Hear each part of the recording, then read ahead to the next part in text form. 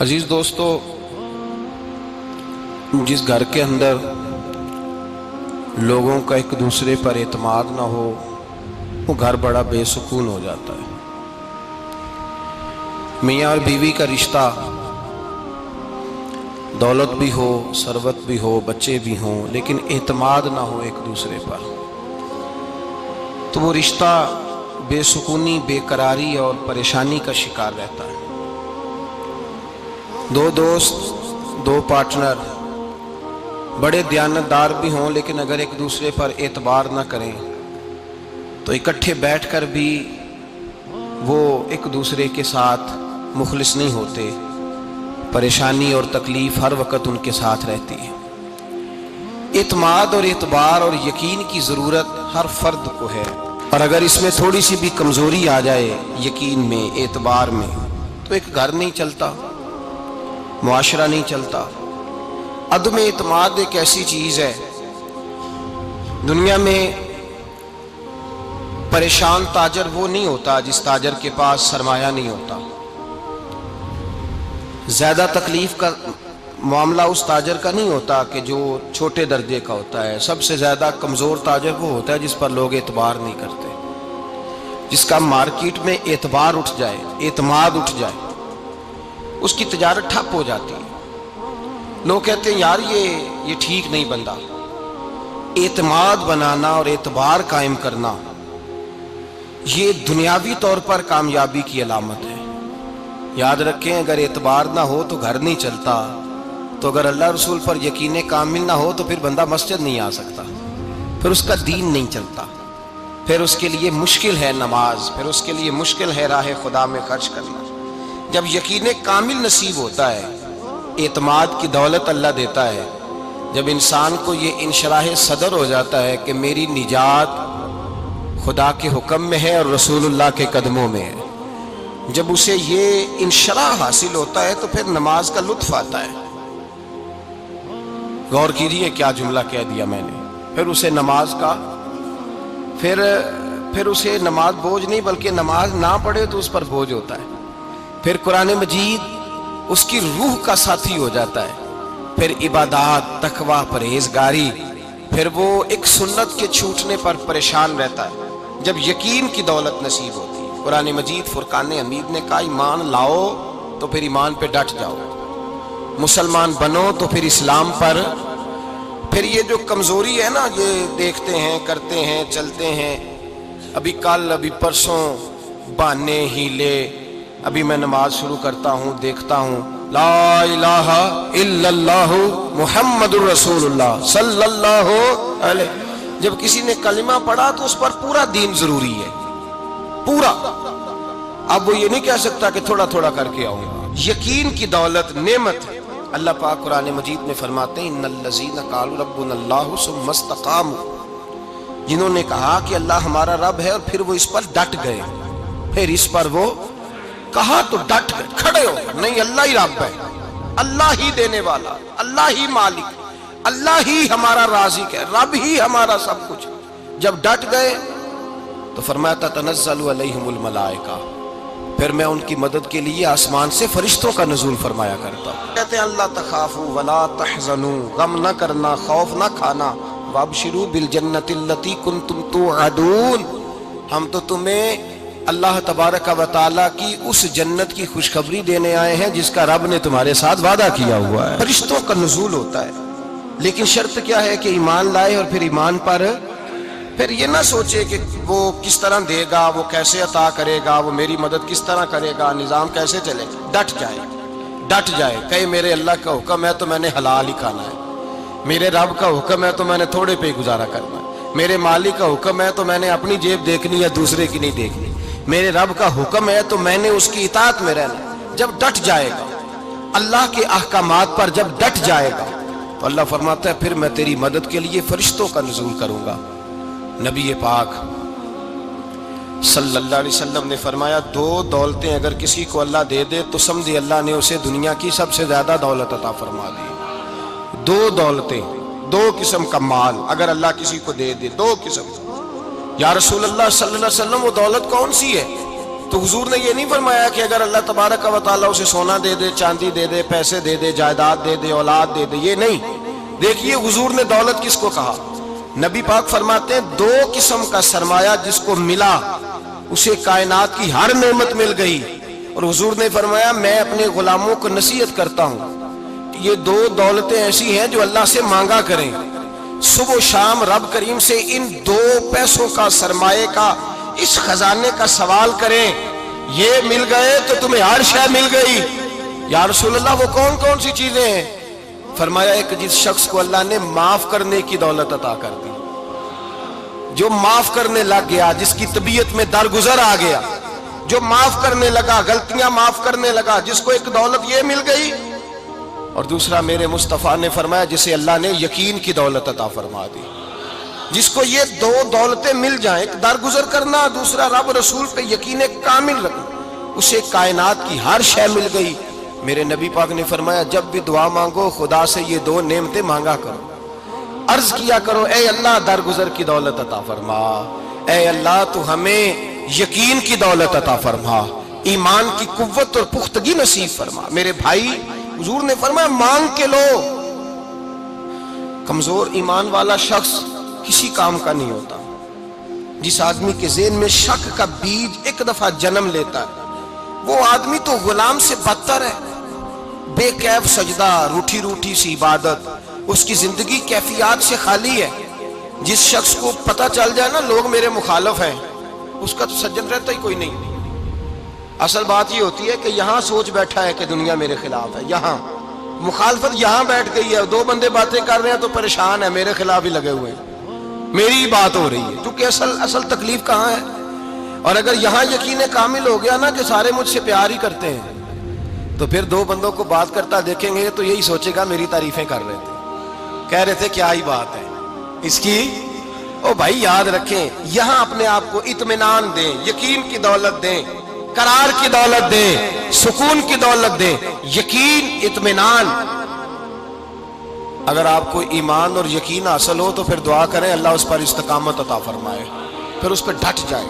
نبی پاک صلی اللہ علیہ وسلم نے فرمایا میں اس بات کا خوف نہیں کرتا کہ میری امت کمزور ہو جائے گی، اس بات کا ڈر نہیں کہ پیسے ختم ہو جائیں گے، نہ یہ خوف ہے کہ بھوکی مرے گی۔ حضور کس بات کا خوف ہے؟ تو نبی پاک نے فرمایا خوف یہ ہے کہ ان کا یقین کمزور ہو جائے گا، ان کا یقین۔ بخاری مسلم میں میرے مصطفیٰ نے فرمایا ہے کہ جو جمعے والے دن سب سے پہلے آئے گا اس کے نبی کا وعدہ ہے اللہ اسے اپنے رستے میں اونٹ خیرات کرنے کا ثواب عطا فرمائے گا۔ یہ ہے حضور کی زبان پر اعتبار، یہ ہے اللہ کے وعدے پر اعتبار، اللہ کے وعدے پر اعتبار۔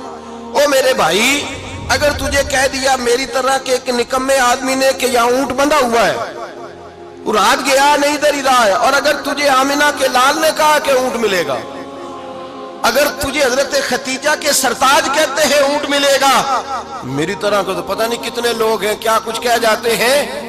مصطفیٰ کا تو فرمان یہ ہے کہ اللہ کائنات کے اصول بدل دیتا ہے، مصطفیٰ کی بات پوری کر دیتا ہے۔ یقین تو کر اس محبوب کی بات پر، ساڈے نبی دی زبان ساڈے واسطے، یقین کی کمی آ گئی، تیرے رسول کا وعدہ ہے تو آ جا۔ اور دیکھیں جن کو یقین تھا ان کا رنگ ہی نرالا تھا۔ حضرت علی المرتضیٰ فرماتے ہیں سیدہ فاطمہ نے کبھی مجھے کوئی کچھ کہا ہی نہیں، کبھی فرمائش ہی نہیں کی۔ ایک دن بیمار ہو گئی تو کہنے لگیں، میں قریب بیٹھا تو میں نے کہا فاطمہ زندگی میں تو نے کبھی کچھ نہیں مانگا، اور عزت والے باپ کی عزت والی بیٹی، میرا دل کرتا ہے کوئی فرمائش تو کرنا۔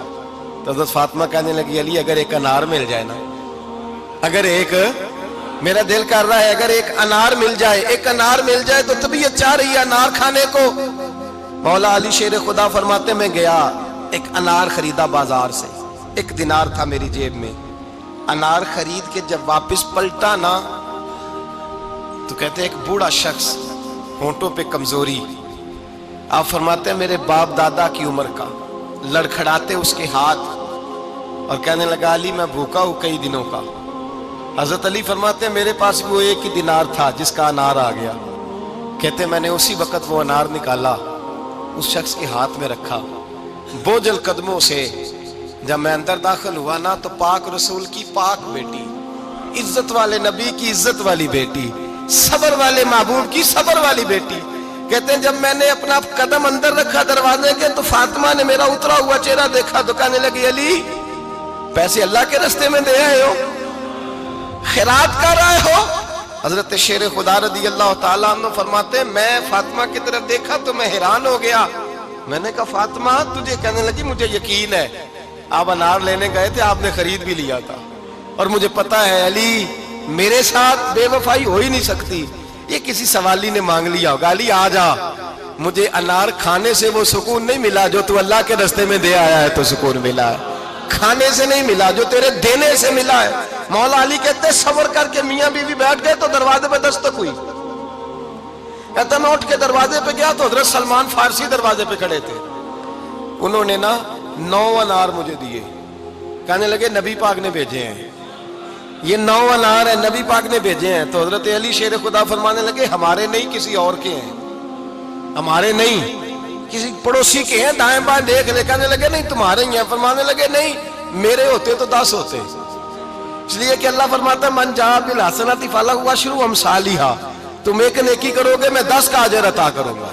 فرمایا میرے ہوتے تو 10 پورے ہوتے، اللہ رسول نے بھیجے اور میرا یقین کمزور ہو سکتا ہے؟ میرے ہوتے تو 10 ہوتے، یہ 9 ہے. حضرت سلمان فارسی نے جیب میں ہاتھ ڈالا، 10واں بھی نکالا، کہا علی تیرے 10 ہی تھے، میں تو تیرا امتحان لے رہا تھا. 10 ہی تھے تیرے. یقین کی دولت زنجیریں کاٹ دیتی، یقین کی دولت انسان کو نواز دیتی.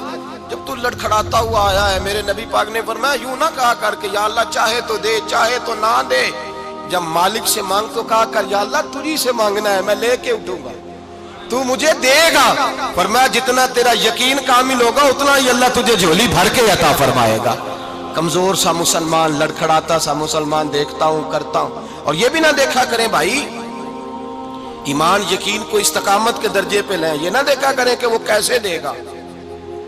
وہ کسی وسیلے کا محتاج نہیں ہے، وسیلے کو پسند کرتا ہے، پر وسیلے کا محتاج وہ بغیر وسیلے کے بھی دے دیتا ہے. ہر آدمی ماں باپ کے ذریعے پیدا ہوتا ہے، اگر پیدا کرنا چاہے تو جناب عیسیٰ کو بغیر باپ کے پیدا کر دیتا ہے.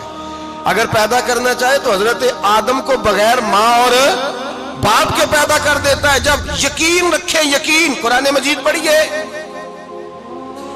حضرت موسیٰ علیہ السلام فرعون کے دربار میں کھڑے ہیں، چاروں جانب دشمن ہی دشمن ہے. جادوگر آ گئے، انہوں نے سانپ چھوڑے. حضرت موسیٰ کے ہاتھ میں ڈنڈا تھا. حضرت موسیٰ کہتے ہیں یا اللہ کیا کروں؟ تو اللہ تعالیٰ نے فرمایا اپنا عصا پھینک دو. کہنا چاہیے تھا نا کہ یا اللہ ایک ہی تو شے ہے، اتنے سانپ ہے، بچانے کے لیے ڈنڈا ہے وہ پھینک دوں. ڈنڈا پھینکا جاتا ہے، سانپ کو دیکھ کر کے قابو کیا جاتا ہے. یہ میرا اور آپ کا ذوق ہے نا، لیکن انبیاء کرام کا انداز ملاحظہ کیجئے میرے عزیزو. اللہ فرماتے ہیں ڈنڈا، اے موسیٰ ڈال دے اپنا عصا. پہلے نہیں فرمایا کہ سانپ بن جائے گا، فرمایا بس تو ڈال دے. میں اور آپ ہوتے ہیں تو سانپ سامنے ہے، ڈنڈا ہاتھ میں ہے، ہم کہیں گے عجیب بات ہے، یہی تو دفاع کی چیز ہے، اسی کو ڈال دوں تو بچوں گا کیسے؟ کہا ڈال دو. تو حضرت موسیٰ نے ڈال دیا. کہا میرے رب کا حکم ہے تو میرے لیے بہتر ہی ہوگا. اللہ فرماتے ہیں جب موسیٰ نے ڈالا تو میں نے اس ڈنڈے کو، اس عصا کو اژدہا بنا دیا. اب کبھی عصا بھی اژدہا بنے، کبھی چھڑی بھی بہت بڑا اژدہا بنی ہے، لیکن قرآن کہتا ہے جناب موسیٰ نے ڈالا تو اللہ نے اژدہا. بلکہ اس سے پیچھے چلیے، عورتیں کمزور یقین کی ہوتی ہیں نا. جناب موسیٰ پیدا ہوئے تو اللہ فرماتے ہیں میں نے موسیٰ کی ماں کے دل میں بات ڈالی، ماں کے دل میں صندوق میں ڈال کے تو اس کو دریا میں بہا دے. اور بھائی صندوق میں کہہ سکتے ہیں نا آکسیجن کیسے جائے گی؟ اور دریا میں بچے بچنے کے لیے ڈالے جاتے ہیں کہ ڈوبنے کے لیے ڈالے جاتے ہیں؟ ماں کے دل میں یقین کمزور نہیں تھا اماں کا. انبیاء کے ماں باپ موحد ہوتے ہیں، دین کو ماننے والے. ماں کے دل میں اللہ نے باپ، اللہ قرآن میں کہتے میں نے وحی کی، میں نے القاء کیا، میں نے بات ڈالی.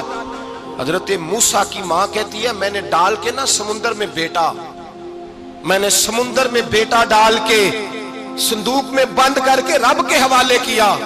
آپ فرماتے ہیں میرے مالک کا بھروسہ کیا تو پھر میرے مالک کا کام دیکھو، کمال دیکھو. میں نے دریا میں ڈالا، اللہ نے فرعون کے گھر میں میرے بیٹے کی پرورش کرا دی. یہ یقین کہ حضرت موسیٰ کے پاس قوم آئی، قرآن پڑھیے. کہا جناب پانی چاہیے. وَإِذِ اسْتَسْقَىٰ مُوسَىٰ لِقَوْمِهِ، موسیٰ نے اپنی قوم کے لیے پانی مانگا. ہم نے کہا فَانْفَجَرَتْ مِنْهُ اثْنَتَا عَشَرَةَ عَیْنًا، اپنا ڈنڈا پتھر پہ مارو. अकल वाला आदमी होता तो अड़ जाता, कहता या अल्लाह पत्थरों से भी कभी पानी निकला है? इद्रिब बिअसाकल हज्र, मारो पत्थर पर डंडा। अल्लाह के नबी ने मिनट नहीं लगाया, ठा करके डंडा लगाया। फनफजरत मिन हुस्नता आशरता आईना। अल्लाह फरमाते हैं जनाबे मूसा ने एक आसा मारा, मैंने 12 चश्मे जारी कर दिए।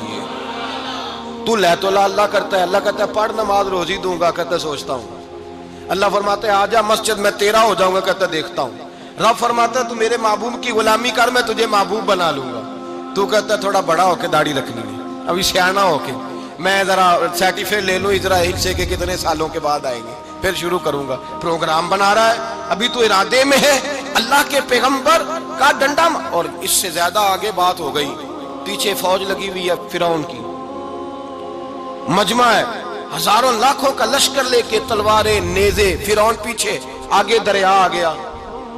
हजरत मूसा अलैहिस्सलाम खड़े हैं, अब किधर जाएं? अल्लाह पाक ने फरमाया मारो डंडा। कहां?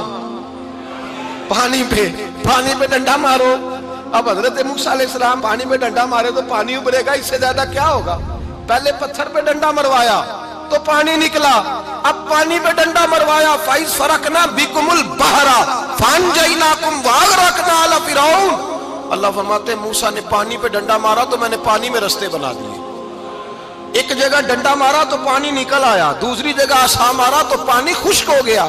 12 चश्मे बन गए, 12 रास्ते बन गए दरिया में से।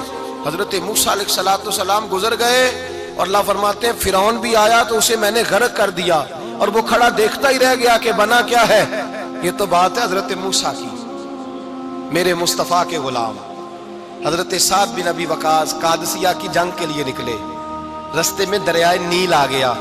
हजरत सैयदना साद बिन अबी वकास अब कहां सफर तय करके आए, कहते हैं पता ही नहीं था कि दरिया आ जाएगा। अब दूर दूर तक पुल कोई नहीं। सहाबा कहते हैं दुश्मन ललकार रहा, हजरत साद बिन अबी वकास दरिया किनारे खड़े हुए, ईमान यकीन और इस्तिकामत, डट गए। कहने लगे ओ दरिया, अगर तू हजरत मूसा की नाफरमान कौम को रास्ता दे सकता है, मोहम्मद अरबी के वफादार नौकर हैं, हम तो रसूलुल्लाह के मानने वाले हैं। दश्त तो दश्त है, दरिया भी न छोड़े हमने, बहरे जुल्मात में दौड़ा दिए घोड़े हमने, पर मैं छोड़ रास्ता। सहाबा कहते हैं उस वक्त हमने नारे लगाए जब दरिया ने रास्ता ही छोड़ दिया। कहते हैं फिर अल्लाह रसूल पर हम जिक्र करने लगे, दरूद पढ़ने लगे, दरिया से रास्ते बन गए। फरमाते 10,000 का लश्कर गुजर गया। उस पार जब गया ना तो हजरत साद बिन अबी वकास ने फिर मजमे पे नजर डाली, फरमाया किसी की कुछ है तो नहीं रह गई पानी में, कोई दरिया में चीज तो नहीं रह गई। एक सहाबी कहने लगे मेरा मिट्टी का प्याला रह गया है। यार जरा देखिए अंदाज देखिए, मिट्टी का प्याला, और यार छोड़ पड़ा, मिट्टी का प्याला क्या होता है? अब तो मिट्टी के प्याले की बात करेगा, छोड़ दे, क्या करता है? उसने कहा प्याला मेरा रह गया है। हजरत साद बिन अबी वकास कहने लगे क्यों हमारा प्याला रह जाए, हम रसूलुल्लाह के नौकर हैं। ईमान यकीन और इस्तिकामत की दौलत। फिर दरिया की तरफ देखा, कहने लगे चल यार हमारा प्याला भी वापस कर दे। सहाबा कहते हैं दरिया की लहर आई और प्याला भी वापस कर दी। और मेरे भाई जब ईमान की दौलत, यकीन की दौलत, एतमाद की दौलत, जो बाबा कहता है ना कि माज अल्लाह ताला उल्लू का खून ले आओ और शेर की खलड़ी ले आओ, मैं काला पीला नीला जादू करूंगा, उस पर लोग दौड़ के जाते हैं, 50-60 हजार रुपया भी दे आते हैं दौड़ के। और अगर कहा जाए कि मस्जिद आओ 4 रकात नमाज पढ़ो, हाजिरी दो मस्जिद की, तो कहते हैं मार्फत वाले हैं, मार्फत वाले नमाजें नहीं पढ़ते। वो कौन सी मार्फत है? यहां अल्लाह की बारगाह में झुकने का, चूंकि ये लेट है ना, ये पता नहीं जन्नत में जाके मिलेगा, कब मिलेगा, माज अल्लाह। लोग दुनियादारी के मामले में पिस जाते हैं। हुक्मरान ने वादा कर दिया है सड़कें पक्की हो जाएंगी, खुशहाली हो जाएगी, मौजें लग जाएंगी, लोग लाइनों में खड़े हैं वोट देने के लिए, और तेरे रब ने कहा है तू मुझसे डर जा, मैं तेरी दुनिया भी अच्छी कर दूंगा, आखिरत भी अच्छी कर दूंगा, तू इधर आ मेरी बारगाह में झुक। लोग एतमाद और यकीन को, ओ हम परस्ती का शिकार है, हम लोग वहम का शिकार, हम लोग बदशगुनी ऐसे हो जाएगा वैसे हो जाएगा, हम इन चीजों का शिकार। भाई एतमाद की दौलत पैदा करें, यकीन अपने अंदर पैदा करें, ईमान पैदा करें, डट जाए रब रसूल का नाम लेकर। हजरत उमर का जमाना था, मिस्र फतह हो गया, हजरत अमर बिन आस गवर्नर बने। रिवाज ये था मिस्र के अंदर के एक दरिया चलता था, दरियाए नील, और सारे मिस्र का इन्हिसार उसी दरिया पे था।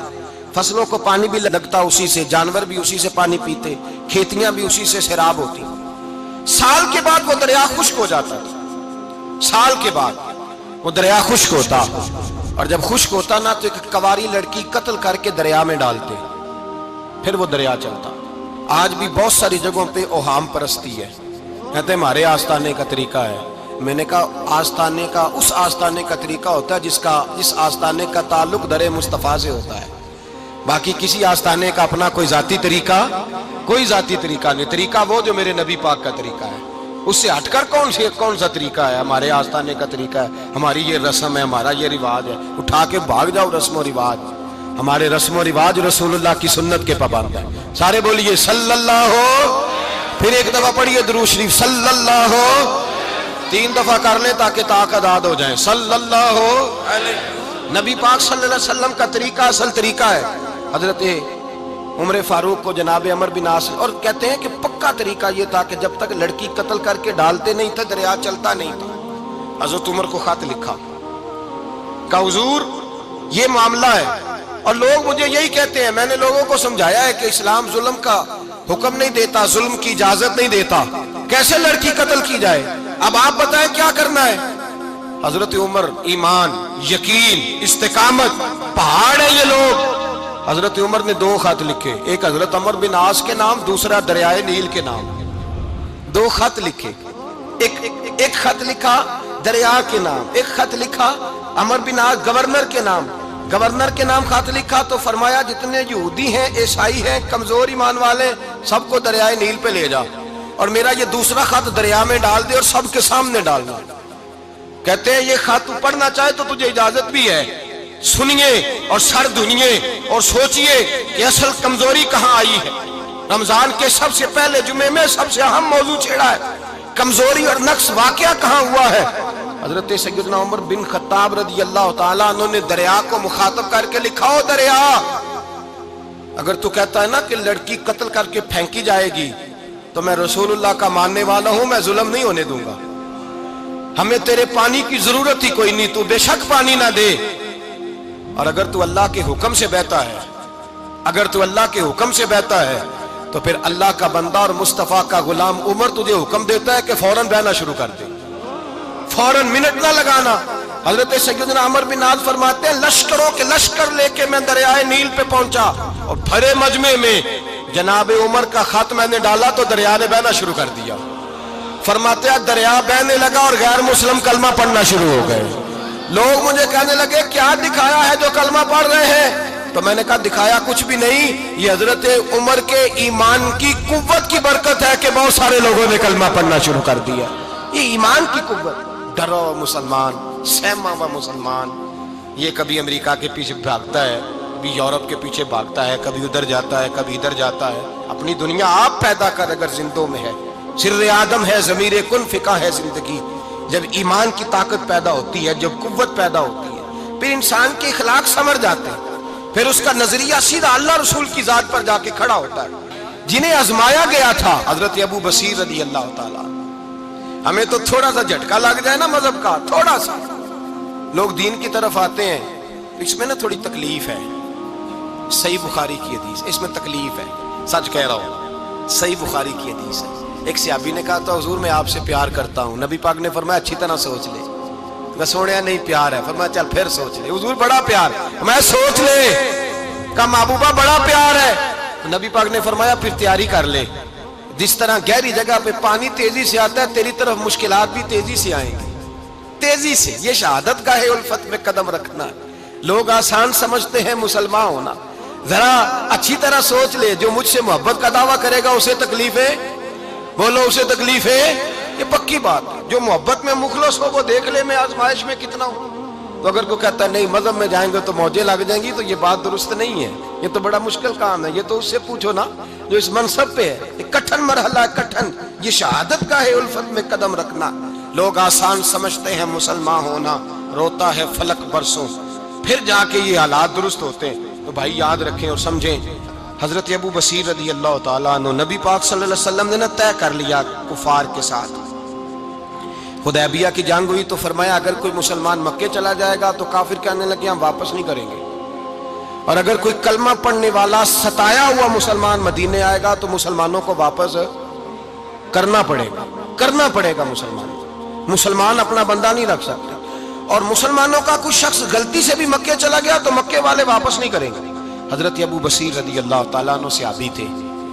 باپ نے، بھائی نے، محلے والوں نے قید کیا ہوا تھا کلمہ پڑھنے کی وجہ سے. پیروں میں زنجیریں تھیں، بیڑیاں تھیں. کسی طریقے سے جیل توڑ کے دوڑے مدینے پہنچے. کہتے ہیں رستے میں کسی آدمی کے ساتھ گھوڑے پہ کچھ دیر بیٹھا، پھر پیدل چلا. صحابہ کہتے ہیں اتنا دردناک منظر بڑا کم ہم نے دیکھا.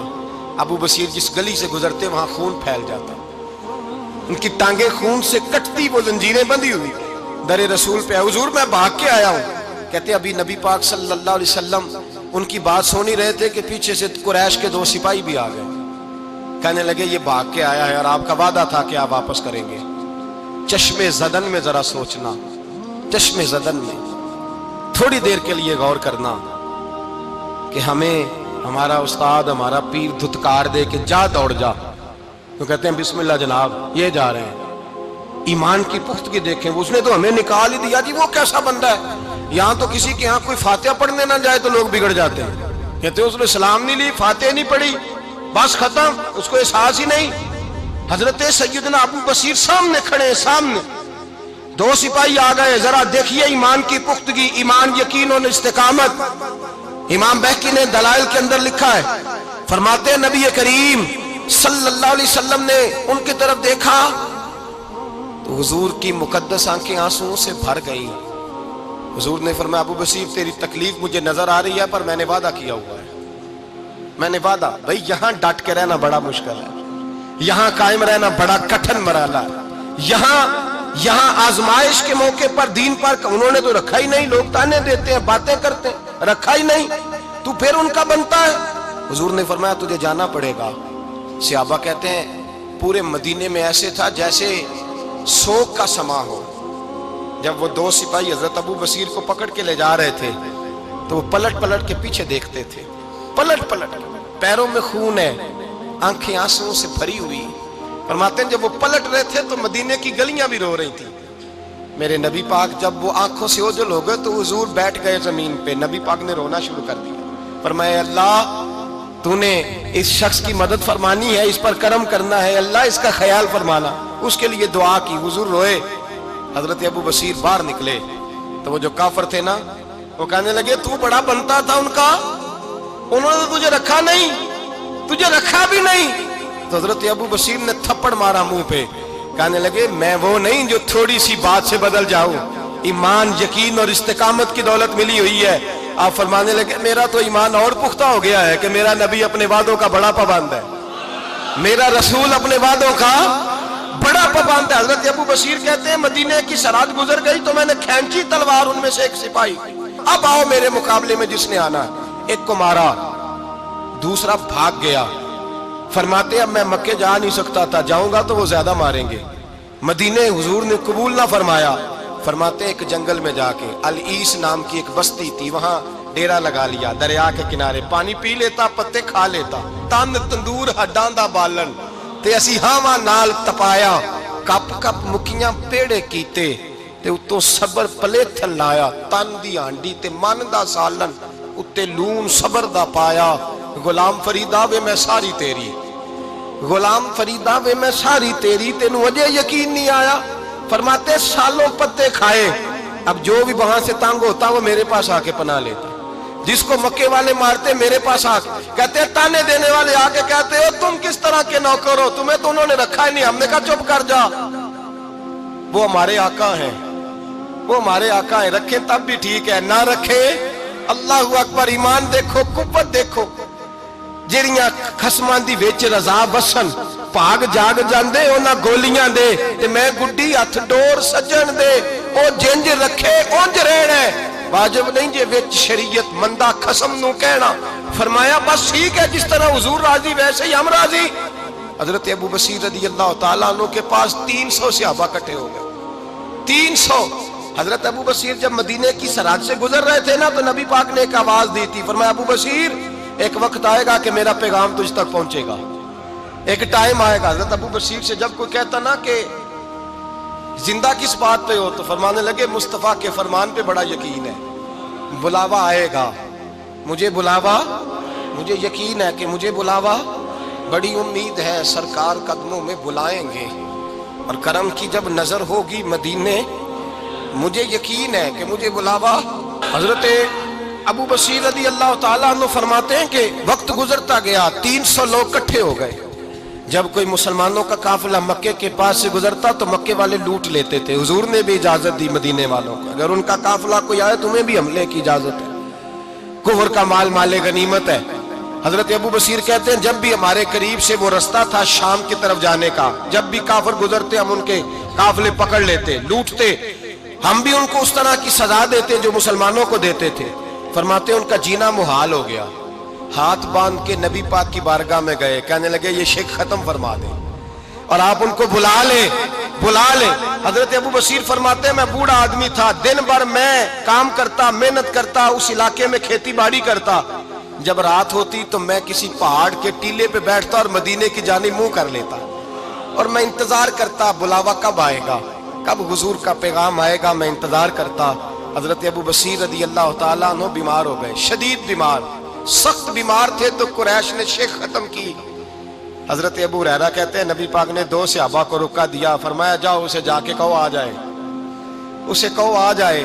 صحابہ کہتے ہیں ہم پہنچے تو ان کا آخری وقت چل رہا تھا، آخری ہجکیاں تھیں، ایمان اور یقین دیکھو، آخری ہجکیاں۔ لوگ کہتے ابو بصیر وقت آ گیا، وہ کہتے نہیں ابھی وقت نہیں آیا، وقت تب آئے گا جب نبی پاک کا بلاوا آئے گا۔ حضور کا وعدہ تھا وقت تب آئے گا جب میرے نبی کا بلاوا آئے گا، ابھی بلاوا نہیں آیا، تو ابو بصیر کا وقت بھی نہیں آیا۔ صحابہ کہتے ہم نے جا کے رکا تھمایا، اٹھنے کی بھی طاقت نہیں تھی۔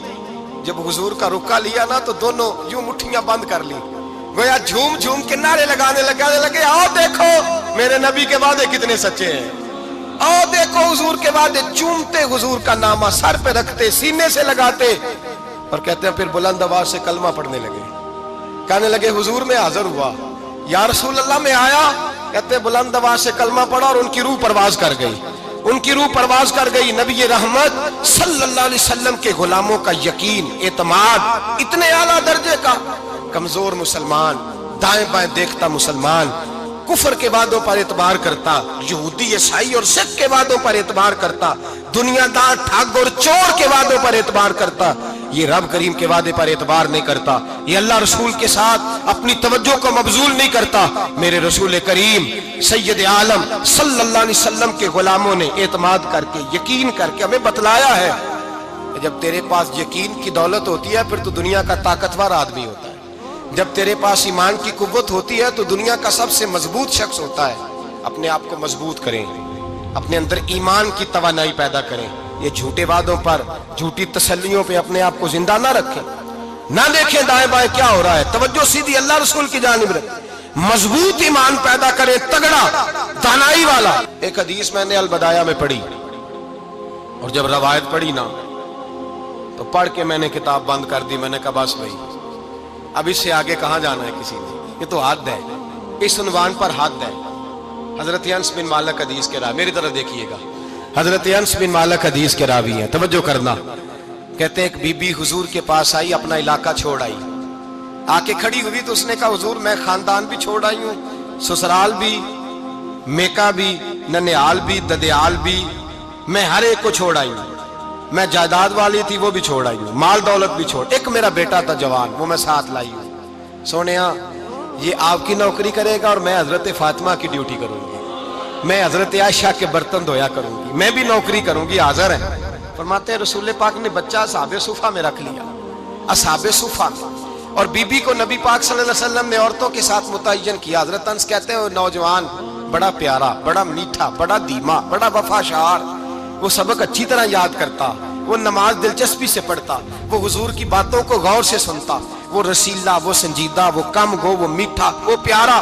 کہتے ہیں بڑی دلکشا طبیعت، اس کی مقناطیسی سی شخصیت، طبیعت کھنچی چلی جائے اس کی طرف، بڑا حسین و جمیل وہ نوجوان۔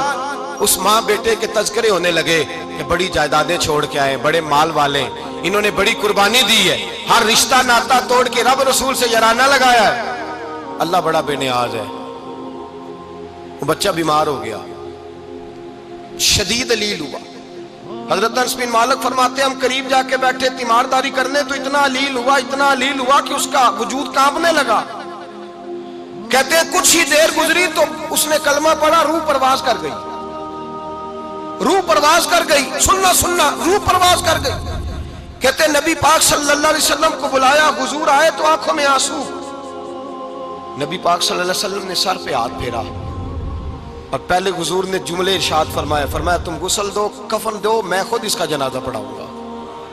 پھر حضور نے فرمایا نہیں، اسے غسل نہیں دینا، ارادہ بدل گیا ہے، پروگرام تبدیل ہو گیا، اسے غسل نہیں دینا، کفن نہیں دینا۔ حضور کیا کریں؟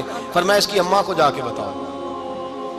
یہ نہیں فرمایا بلا کے لاؤ، اماں کو جا کے بتاؤ۔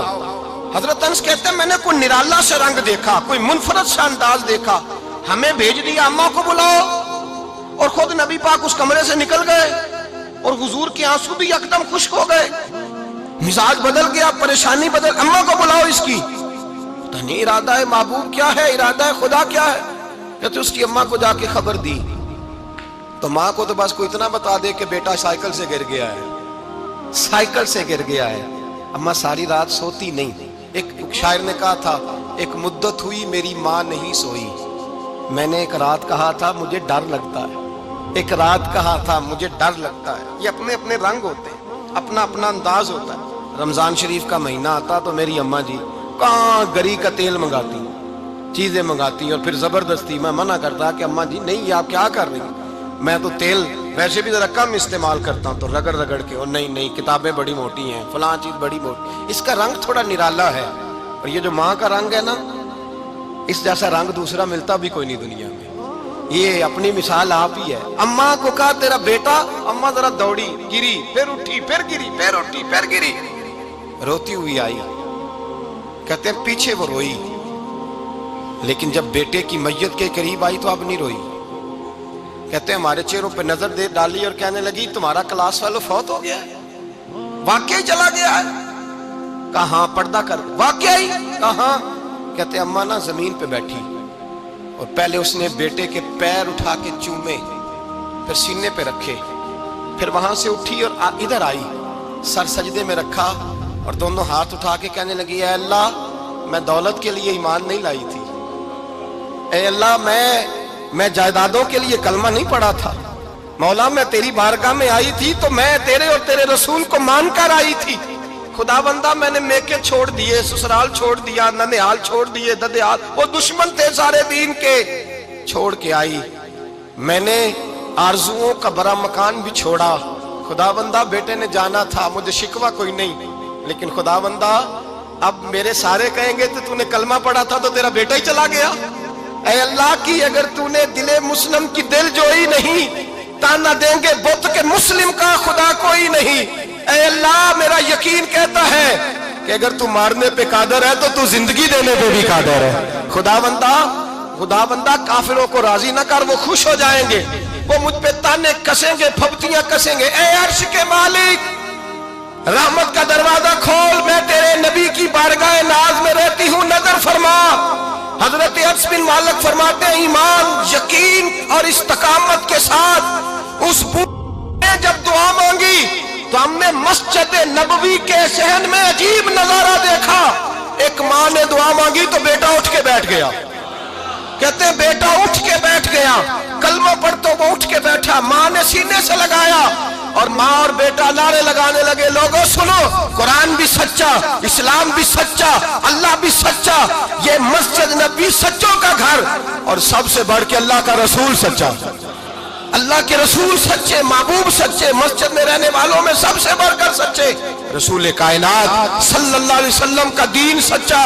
فرماتے ہیں رسول پاک کو خبر دی تو محبوب نے مسکرا کے فرمایا میرے رب کی طاقتیں بڑی زیادہ ہیں، ان اللہ علی کل شیء قدیر، اللہ کی طاقت بڑی ہے، ایمان تھا، یقین، استقامت، بچہ اٹھ کے بیٹھ گیا۔ حضرت انس کہتے ہیں وہ حضور کے زمانے میں بھی حیات رہا، وصال ظاہری کے بعد حضرت ابو بکر کے زمانے میں بھی موجود رہا، عمر کے زمانے میں بھی موجود، حضرت عثمان کے زمانے میں اس کی ماں کا انتقال ہوا، اس نے اماں کو دفن کیا، اور ماں کے بڑے عرصے کے بعد اس نے پردہ کیا۔